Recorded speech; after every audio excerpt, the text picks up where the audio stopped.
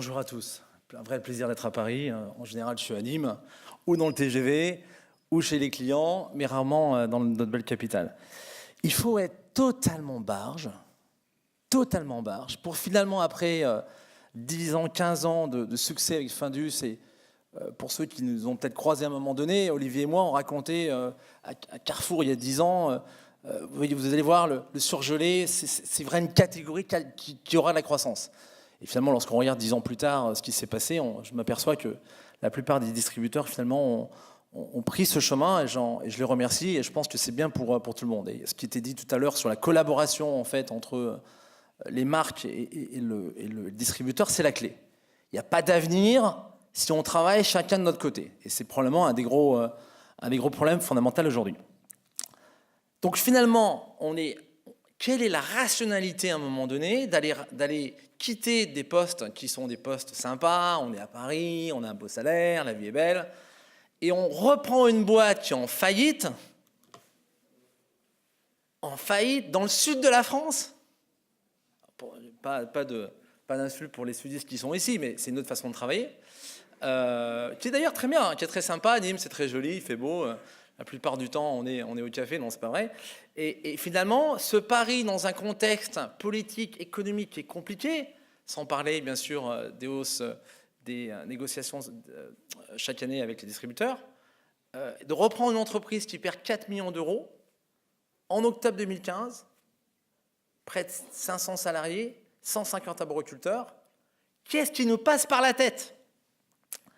Finalement, quand on est marketeur et quand on est, à mon avis, on travaille pour la grande consommation, que ce soit chez le distributeur ou chez le fabricant, la seule chose qui doit nous importer, c'est le consommateur ou le shopper. Et c'est simplement ça. C'est que finalement, on pense qu'il y a une révolution à venir en termes de consommation sur le fruit et que Saint-Mamet, si on la transforme en start-up, si on change le modèle du business et si en plus on se met en prise avec ces tendances consommateurs, à ce moment-là, on a une opportunité, pas simplement de faire du plus 5 ou du plus 10, mais de faire quelque chose qui soit vraiment intéressant. Donc ça, c'est la première chose. Et puis la deuxième chose, c'est qu'une entreprise qui est établie, c'est compliqué de changer les choses. Quand vous arrivez dans une entreprise comme on est arrivé à 20, parce qu'on a finalement les équipes Findus centrales sont parties, une partie de Coca-Cola et une partie aussi de Liebig pour la supply chain. On est arrivé à 20 à Nîmes, dans le sud de la France. Quand vous arrivez dans une entreprise qui ne va pas bien, votre discours en fait de changement sera écouté. Votre capacité d'amener un vent de radicalité sera entendue. Et ça, c'est une vraie différence. Et souvent, je pense qu'il y a des problèmes qu'on peut avoir dans une entreprise qui est établie où les choses finalement se passent bien. Hein. Quand on est à plus 2, on pense que ça se passe bien. C'est un peu le problème, c'est le drame. Et bien finalement, c'est ce qu'on a pu... c'était le projet de Saint-Mamet.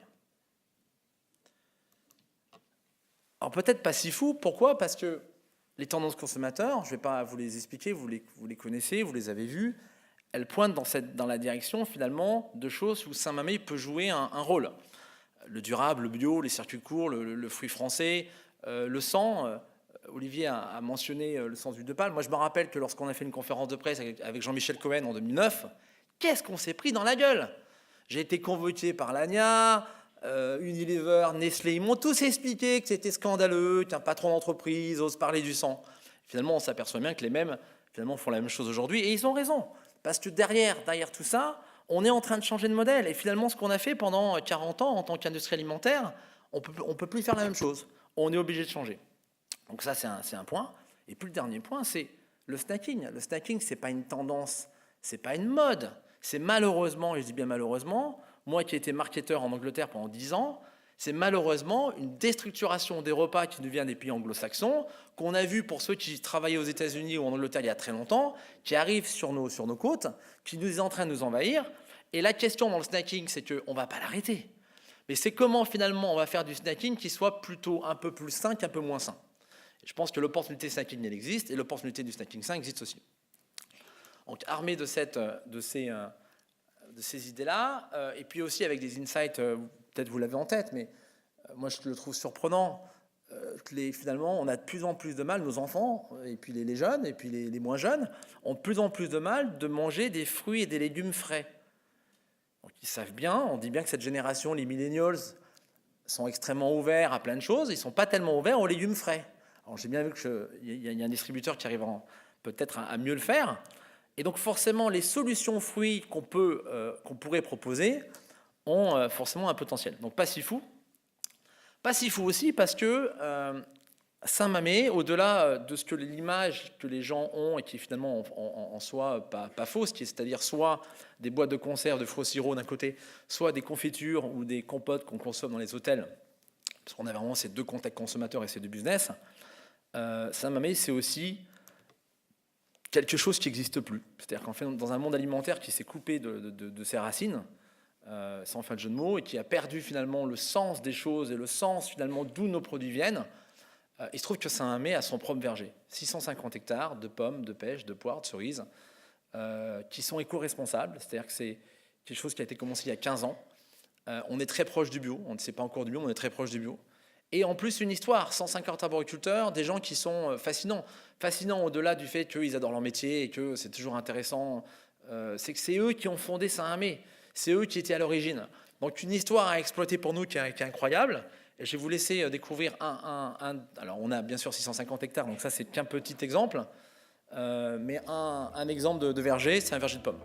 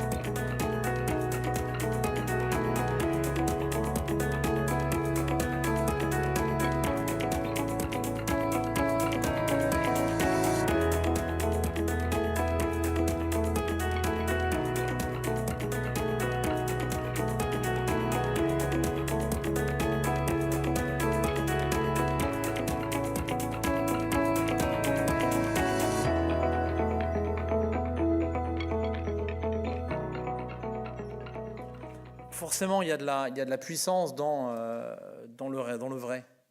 Et donc l'enjeu finalement pour Saint-Mamet, qui est une entreprise qui est en faillite, comme je vous le dis, à 4 millions, moins 4 millions d'euros en octobre 2015, c'est non seulement de retourner l'entreprise, mais c'est de capturer le plus rapidement possible ce vrai. Olivier a mentionné la pêche durable. Moi, je suis un écologiste convaincu qu'il n'y a pas de plan B et que c'est à nous aussi, dans les entreprises, à changer les choses. Donc, la pêche durable, Findus avait été le leader en Europe et avait bousculé les choses. Je suis ravi de voir que tout le monde maintenant s'y est mis, c'est top. Et ce que dit David Garbou est absolument... On est totalement sur la même ligne avec David. On s'est d'ailleurs rencontrés dans ces trucs-là, ces trucs d'écologie. C'est qu'on pense que le business est fait pour changer les choses, pas simplement pour faire du pognon. Et je le dis à mes actionnaires aussi, ils sont d'accord avec moi. Et je l'ai toujours dit. En fait, il se trouve que Saint-Mamet est déjà en route vers le zéro carbone et le zéro pesticide, qui sont des objectifs qui sont inatteignables. Inatteignables parce que même le bio a des pesticides bio. Le consommateur ne le comprend pas, mais c'est la réalité. Et le zéro carbone, on ne va pas non plus planter son arbre à côté de son jardin. Mais probablement qu'un jour, on aura peut-être des technologies qui nous permettront de réutiliser certaines énergies. Et peut-être que le zéro carbone, on s'y approchera. Il se trouve que 100% de nos vergers sont résidus contrôlés. C'est un truc énorme, ça. C'est un truc de fou. On l'a juste, voilà, c'est juste, on a ça en potentiel. Et quand j'entendais tout à l'heure, il faut que les produits s'avancent, c'est pour ça qu'on a racheté Saint-Mamet. Parce qu'il y a un fond qui est incroyable. Incroyable. On est le seul, c'est un truc de fou, hein. On est le seul en France qui a un verger. On est le seul en France qui sait gérer les pommes, les poires, les pêches et les cerises. Ils avaient juste oublié d'en parler. C'est juste le problème. Et puis, on est autour de notre usine. Alors ça, c'est un truc qui, bien sûr, comme on a beaucoup de messages, on ne peut pas parler de tout, mais on ne va pas chercher les poires en Chine. Je n'ai pas parlé de certains concurrents qui sont peut-être dans la salle, mais quand on va chercher des poires en Chine ou des cerises en Bulgarie, ça va chier un jour. Et pour ceux qui m'ont connu, on va le prendre, ce sujet-là. Parce que c'est un sujet. On ne peut pas continuer à parler de marques et d'éthique et de moralité et de marques qui font des choses bien et faire ce type de choses-là. Donc c'est un sujet qu'on va bien sûr nous porter. Pas si fou, c'est aussi travailler différemment.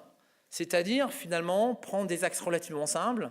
Le premier, c'est d'être une start-up. Lorsque je parle à mon fils qui a 20 ans et qui est dans les start-up, hein, et je dis, c'est quoi une start-up? Et il me dit, une start-up, ça veut changer le monde. Et je pense que quelque part, dans un projet d'entreprise ambitieux, on doit être simple, il y a une singularité, une sorte de simplicité où tout le monde comprend, du salarié à tous les niveaux, comprend exactement où est-ce qu'on veut aller. Et l'idée de changer le monde, c'est aussi une idée qui est intéressante parce que redonner du sens, c'est aussi un de nos rôles. Ce n'est pas les politiques qui le font. Et lorsqu'on a une entreprise, et vous avez la chance, vous, d'être dans une entreprise qui ont des fois des centaines ou des milliers de salariés, c'est votre capacité aussi à faire des choses bien qui permettent au monde d'avancer. Donc on a cinq choses. En direct de nos vergers, vous avez compris ce que ça voulait dire. Donc on va mettre en avant le local, mais au-delà du local, c'est bien au-delà de ça, c'est en direct de nos vergers. On est déjà disruptif en termes de com, et je vais y revenir. Le zéro, le zéro, c'est un truc qui m'habite depuis 10 ans, donc je ne vais pas m'arrêter. Et donc le Zara modèle, maintenant, est chez Saint-Mamé. La première mission qu'on a, et on m'a martelé ça jour et nuit, et c'est pour ça qu'on vient de lancer sur Facebook une opération, et on fera un communiqué de presse en fonction des... On a un peu du mal à savoir quand est-ce qu'on peut parler dans les médias là actuellement. Chaque jour, il y a un truc nouveau qui se passe. C'est de protéger les fruits français. Et ça, c'est intéressant parce que ça touche le consommateur au plus proche, à plein de niveaux. Bien sûr, un niveau très simple, très simpliste, mais aussi un niveau beaucoup plus profond. Ça nous ramène aussi à pourquoi on mange, qu'est-ce qu'il y a derrière. Est-ce que j'ai envie finalement on va reposer la question de la provenance.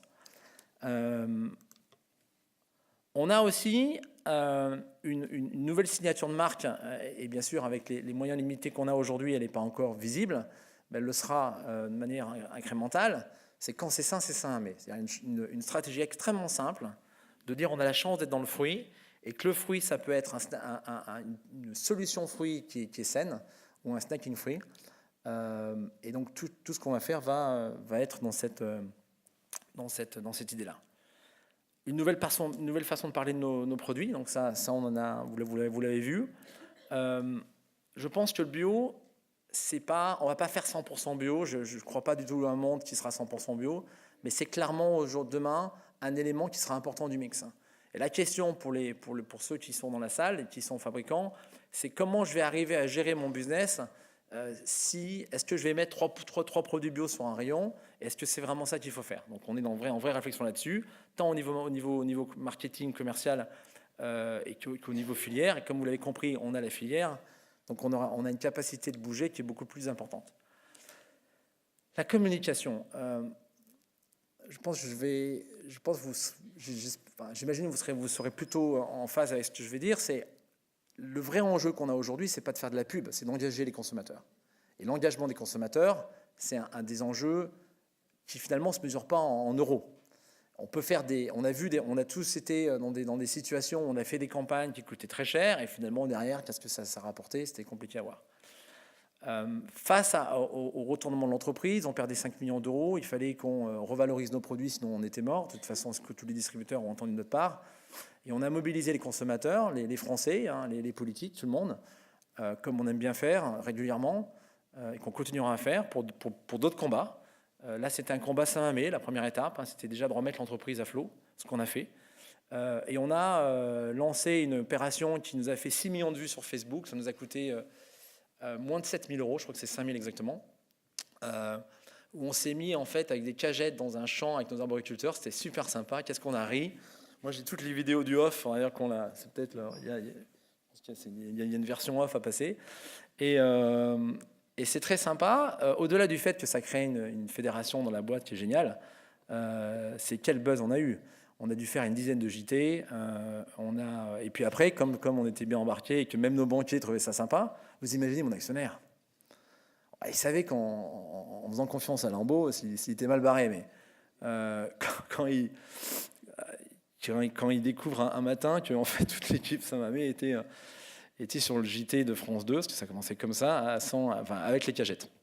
Donc de ça, ayant été disruptif, nos banquiers ont trouvé ça super, donc on a fait le calendrier, vendu sur Amazon. J'ai essayé de le vendre en grande distribution, j'ai pourtant rencontré des patrons de distributeurs, mais je ne suis pas arrivé à les convaincre, donc j'ai encore du boulot à faire, je ne suis pas encore très bon. Amazon nous en a vendu, bon, je crois que c'était 500, mais c'était marrant, c'était génial, et tous nos banquiers en parlent tout le temps, et tout le monde en parle tout le temps, donc très sympa, je vous recommande d'en faire un. J'ai même le Crédit Agricole qui a décidé de le prendre comme exemple en interne en termes de changement culturel, et il me demandait, le directeur général, de savoir comment on amenait ses salariés à faire un calendrier. Donc je lui dis, en fait, tu ne demandes pas à tes salariés, tu le fais toi-même. Et là, c'est la clé. Zéro stratégie, on va le dérouler sur plein d'éléments dans les années qui viennent. Le premier, on n'a rien inventé, le sans sucre ajouté, quelque chose qui n'était pas fait en fruits au sirop, ou en morceaux de fruits, comme on appelle la catégorie. On arrive avec plein de gammes qui sont sans sucre ajouté. On ne va pas le faire sur les produits trop existants, parce que ce n'est pas le même consommateur. On va aller chercher un nouveau consommateur qui justement n'est pas dans la catégorie, de par la perception. C'est une catégorie qui a à peu près 55% des Français. Et on est dans une stratégie de recrutement, et on ne recrutera pas en faisant de la pub. On recrutera parce qu'on offre des choses totalement dissonantes, nouvelles, qui vont interroger et amener des consommateurs qui ne pouvaient pas se retrouver dans l'offre actuelle. Donc ça, c'est un exemple. Le snacking à la maison. Le